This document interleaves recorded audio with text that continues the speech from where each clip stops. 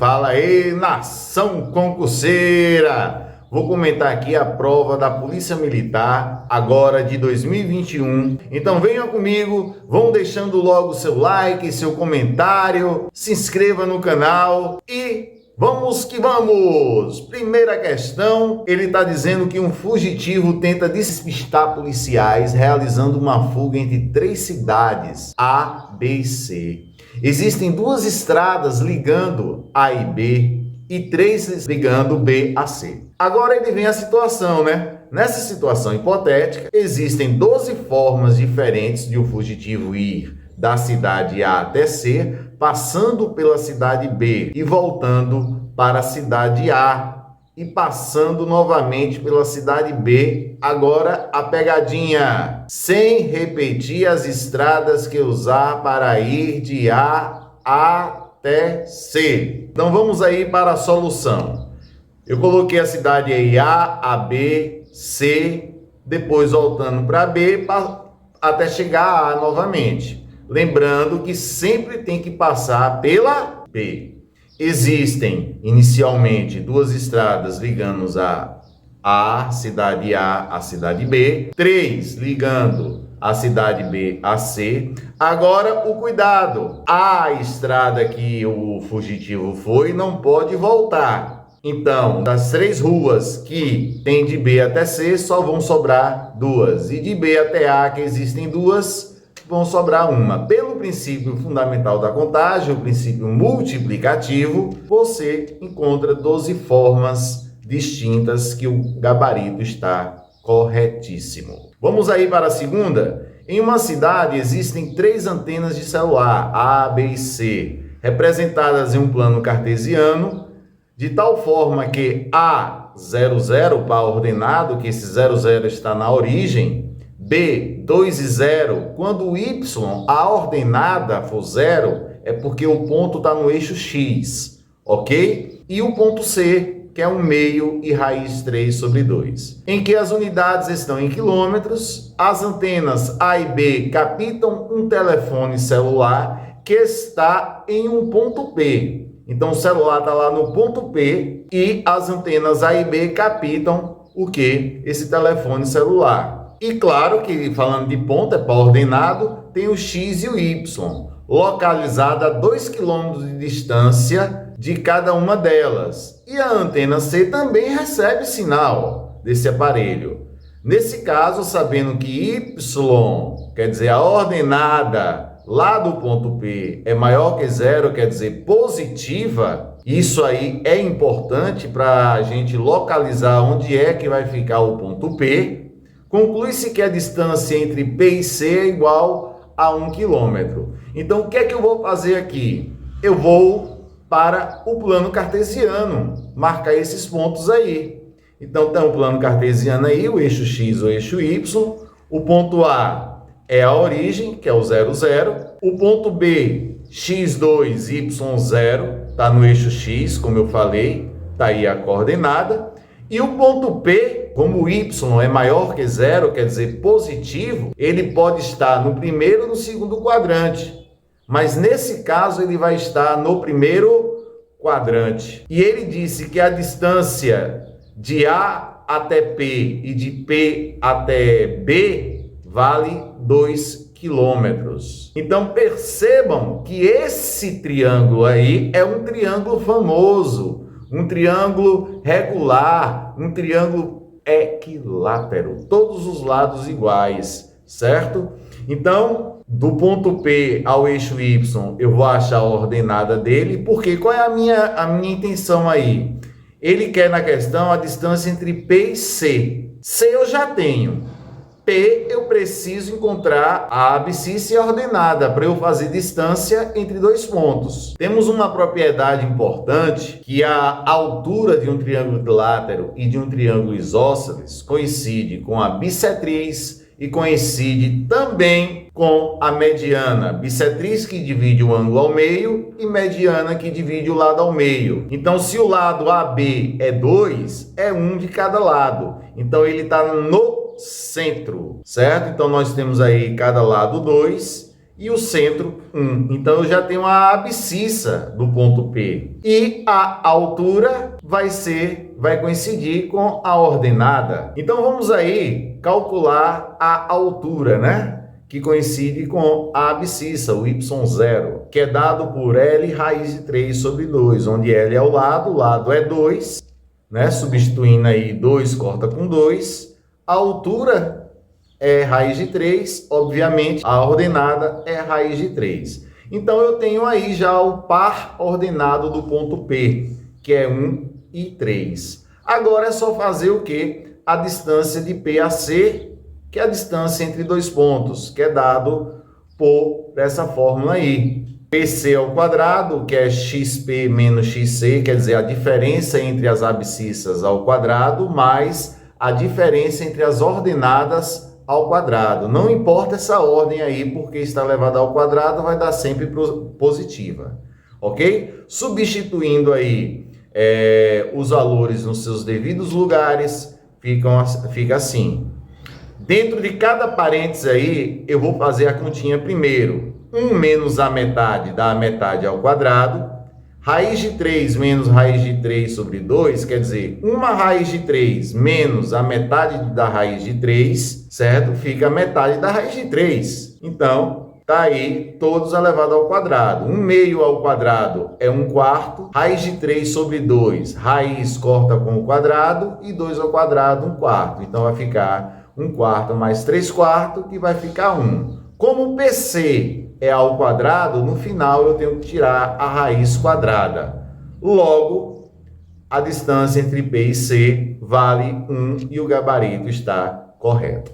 Ok? Show de bola? Vamos aí para a terceira. Ao analisar a média aritmética de ocorrências criminais anuais de uma região, um policial verificou que nos 10 primeiros meses do ano, a média havia sido de 315 ocorrências por mês. Então, cada mês teve 315 ocorrências. Contudo, a média para o ano todo era 10% maior que a média dos 10 primeiros meses, certo? Você tira 10% de 315 e depois soma, ou faz pelo fator de aumento. Ah, professor, como é que é o fator de aumento? Você pega 100 mais 10, 110%.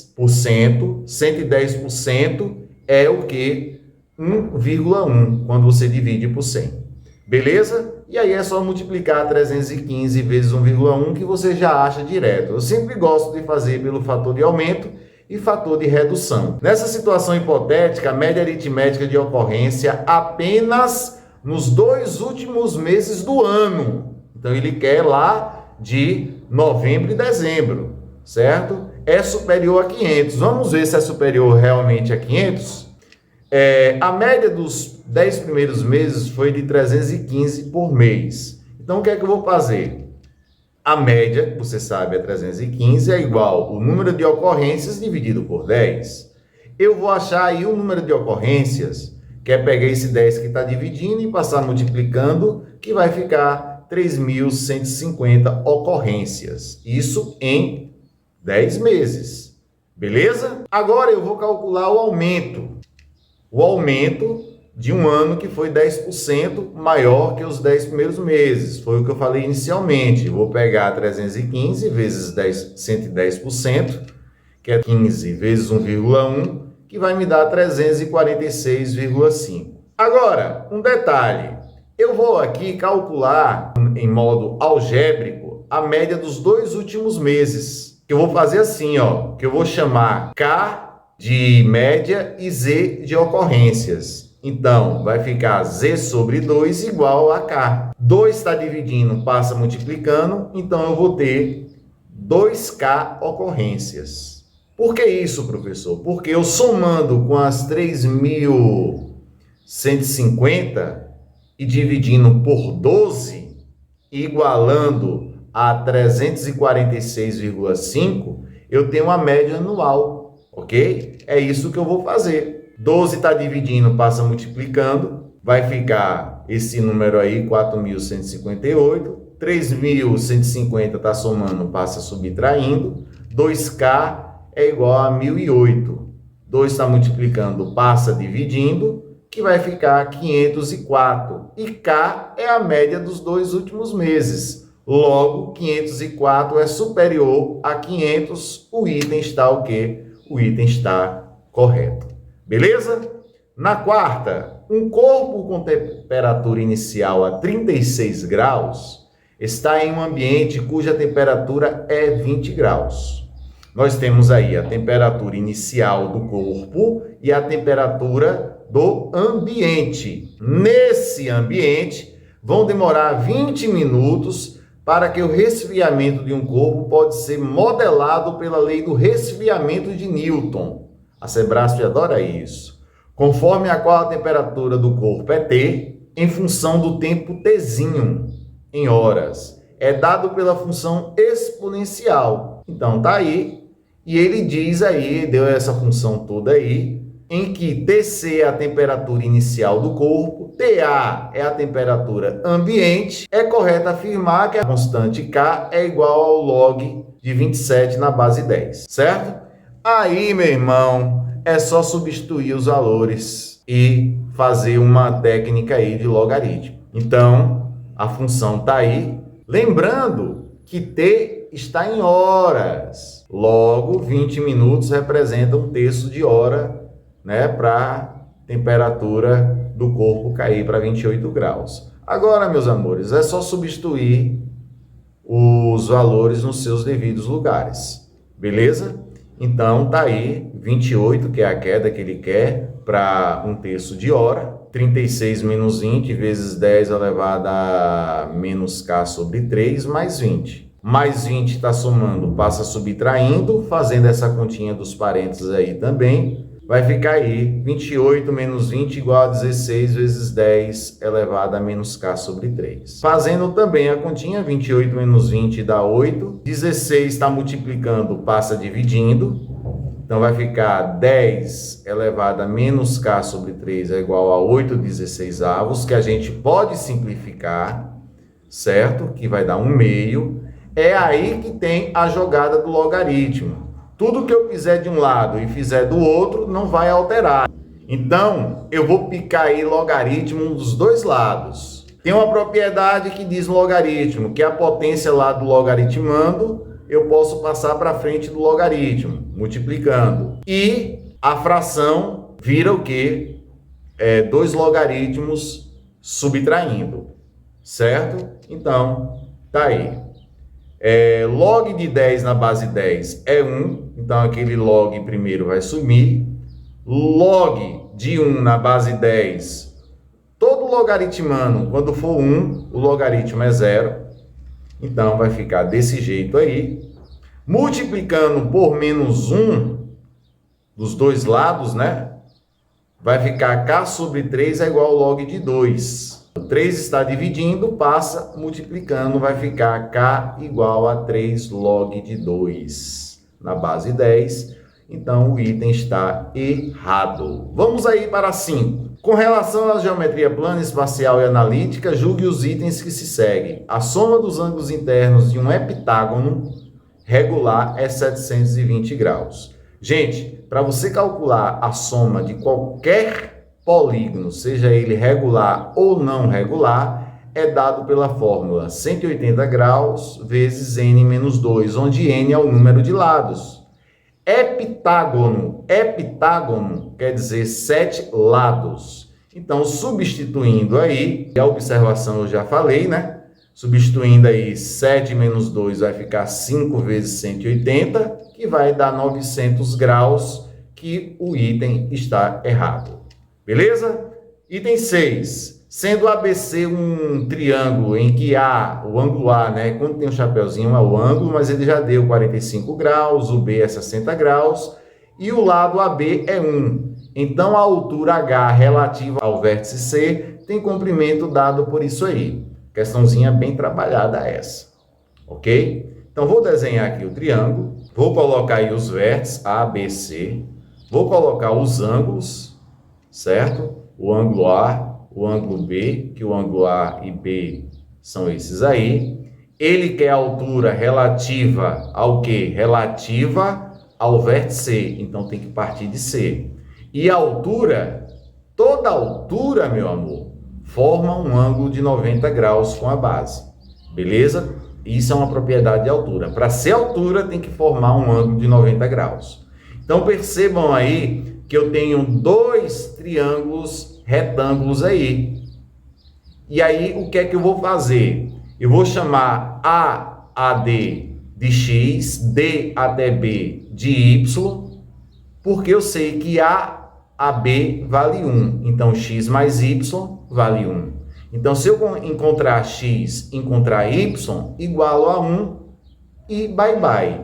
Então, o que é que eu vou fazer? Se está tratando de lado e ângulo, eu vou usar as fórmulas de seno, cosseno ou tangente. Beleza? Como eu tenho aí cateto oposto e cateto adjacente, eu vou usar tanto a tangente no triângulo ACD como CDB. Beleza? Então, a tangente de A é o cateto oposto sobre o cateto adjacente. Cateto oposto é a altura e o adjacente é o X.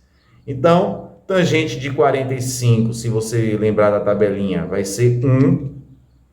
Então, X está dividindo, passa multiplicando, vai ficar altura igual a X. Então, já sei que X é igual a altura.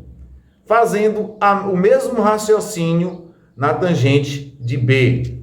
Cateto oposto sobre adjacente, já que a tangente agora é de 60.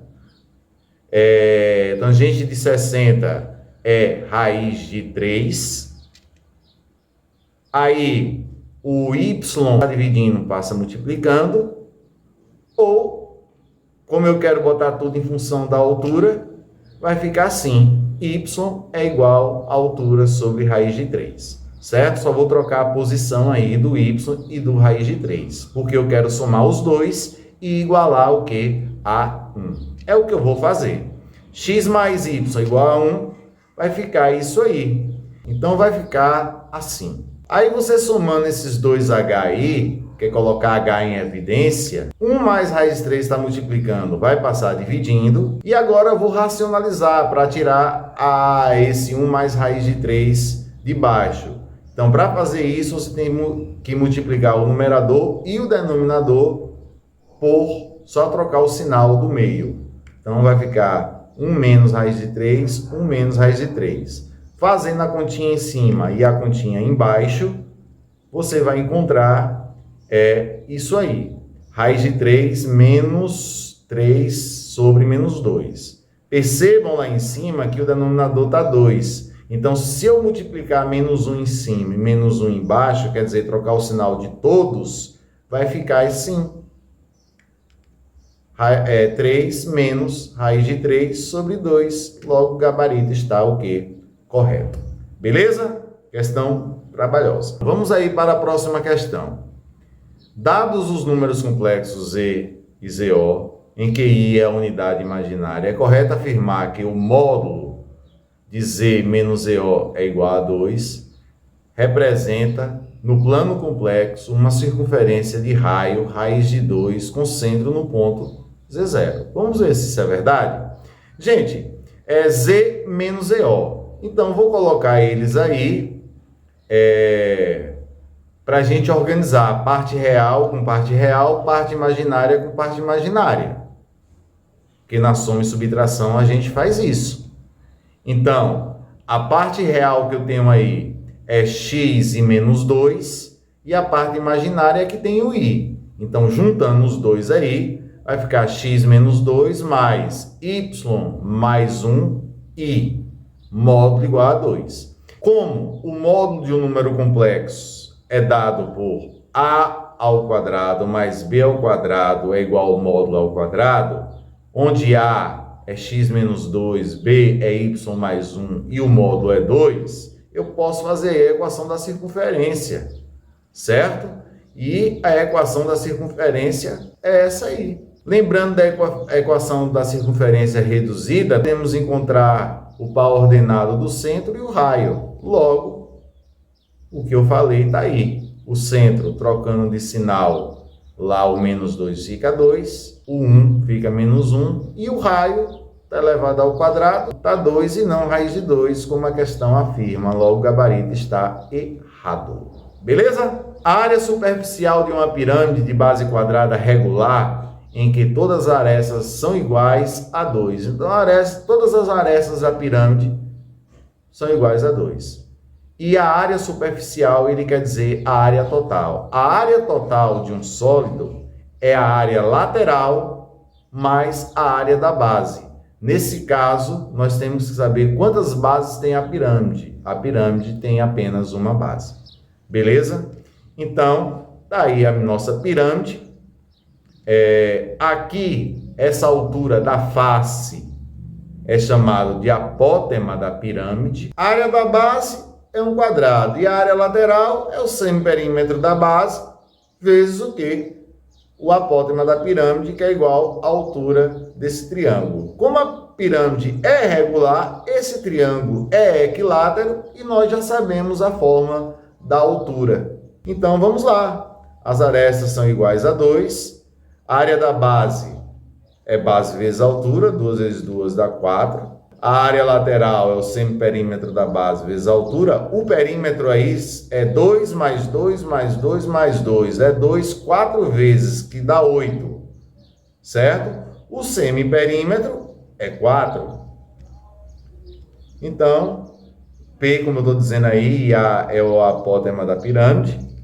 Logo, o semiperímetro é 4 e o apótema da pirâmide é igual à altura. Onde L é a aresta, né? É a aresta que vale o quê? Vale 2. Se você colocar 2 aí, só vai ficar o quê? Raiz de 3. Então, substituindo aí, vai ficar 4 raiz de 3. E a área total é só você somar a área da base mais a área lateral, que é 4 mais 4 raiz de 3, batendo certinho com a afirmação da questão. Vamos para a próxima, a 9. O maior valor da função trigonométrica, seno ao quadrado de x menos 4 seno de x mais 5 é 10. Ele quer o maior valor não do seno, e sim da função. Mas temos que saber qual o maior valor que o seno admite, certo? O maior e o menor. O maior valor que o seno pode assumir é 1 e o menor é menos 1. Mostrando aqui no ciclo trigonométrico, percebam aí, ó, o eixo x é dos cossenos e o eixo y é dos senos, certo? Então, nós temos aí o par ordenado 1, 0, 0, 1, menos 1 e 0, 0 e menos 1, certo? E ao invés de eu botar x e y, eu vou botar cs em todo mundo, para você ver que nesses pontos aí tem o valor do cosseno e do seno.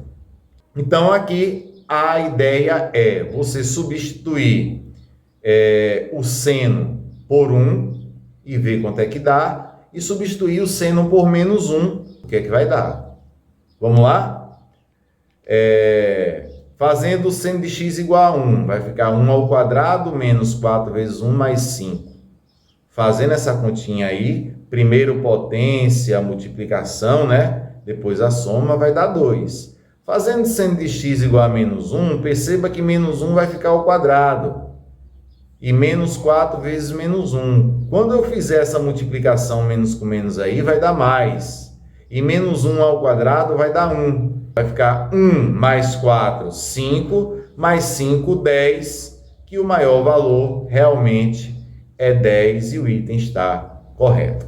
Beleza? Vamos aí para a 10ª. Se a soma dos 6 primeiros termos de uma progressão aritmética de razão 2 é 48, então o quinto termo dessa progressão é 13. Eu vou fazer essa questão utilizando a afirmação dela, admitindo que o quinto termo é 13 e ver se a soma dá 48, porque tendo o termo e a razão, eu encontro qualquer termo. Beleza? Então, o que eu falei está aí. Temos aí a sequência 5, 7, 9, 11, 13, 15. Se você somar tudo isso aí, meu amor, não precisa nem de fórmula, vai dar 60. Não deu 48, logo o item está errado. 11ª. Considerando-se que uma loja, 2 mesas e 3 cadeiras juntas custem 1.350 e 3 mesas e 2 cadeiras custem 1.650. É correto afirmar que nessa loja o custo de uma cadeira e de uma mesa é. Então você tem que armar um sistema e achar o valor da cadeira e da mesa e somar. Então, vamos aí. Eu vou utilizar aqui o método da adição. Você pode utilizar o método que você achar conveniente, o que você achar mais confortável. Então, o meu sistema eu já montei. Duas mesas mais 3 cadeiras custam 1.350. 3 mesas mais 2 cadeiras custam 1.650. Para fazer pelo método da adição, eu preciso cortar uma incógnita. Quer dizer, uma incógnita tem que ser oposta da outra. Então, eu tenho que fazer uma virar oposta da outra. Então, o que é que eu vou fazer aí? Vou multiplicar aqui por menos 3 e vou multiplicar aqui por 2. Porque lá em M, quando eu multiplicar por menos 3, vai ficar menos 6M. E embaixo, quando eu multiplicar 2 vezes 3, vai ficar 6M. Aí eu vou cortar. Então, tem que multiplicar tudo. É tudo, certo? Multiplicando a primeira parcela por menos 3, fica isso aí. E multiplicando a segunda parcela por 2, fica isso aí. Agora dá para a gente somar, certo? Somando aí, eu vou cortar. Menos 9C mais 4C dá menos 5C. E os valores vai dar menos 750. C é igual a menos 750 dividido por menos 5, onde C vai ficar R$150.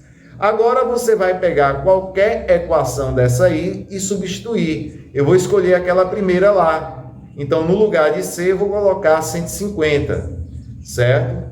Fazendo primeiro a multiplicação. Passando mais 450 para lá, vai ficar 2M igual a 900, onde M é igual a 450. Somando os dois, que é o preço de cada um, né? Então, vai ficar R$600, que ele está dizendo que é 500. Mentira, está errado.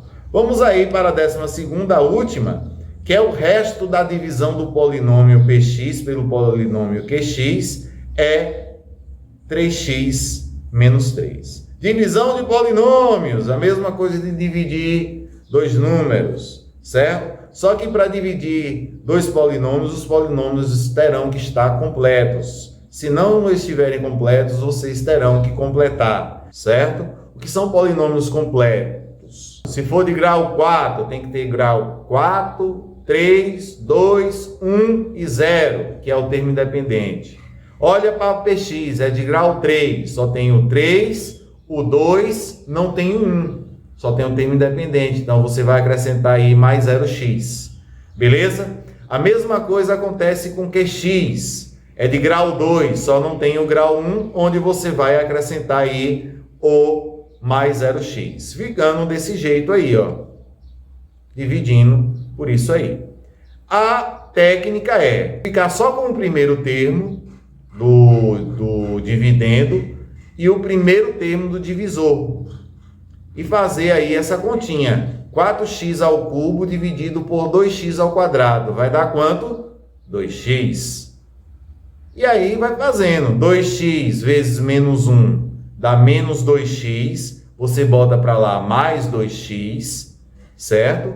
2x vezes 0x dá mais 0x, você bota menos 0x ao quadrado. 2x vezes 2x ao quadrado vai dar 4x ao cubo, você bota lá menos 4x ao cubo. E faz essa continha aí. Vou cortar aqui, vai ficar menos 2x ao quadrado mais 2x. Para continuar a divisão, você tem que baixar um número. Tem número para baixar? Número ou termo, no caso, né? Tem o menos 3. É a mesma coisa. Fique com o primeiro termo do polinômio, que é menos 2x ao quadrado, e divida lá por 2x ao quadrado. Vai dar o quê? Menos 1. E aí faz a conta, menos 1 vezes menos 1 dá mais 1, você bota lá menos 1, menos 1 vezes 0x vai dar menos 0x, você coloca lá mais 0x, que isso não vai influenciar, E menos 1 vezes 2x ao quadrado vai dar menos 2x ao quadrado. Aí você bota mais 2x ao quadrado. Certo? Fazendo essa continha aí, vou eliminar esse aqui. Vai ficar o quê? 2x mais 0x, 2x menos 3 menos 1, menos 4. Então o resto, 2x menos 4, esse é o resto porque não tem mais termo para baixar. Logo, meus amores, o item está errado. Essa foi a prova de vocês.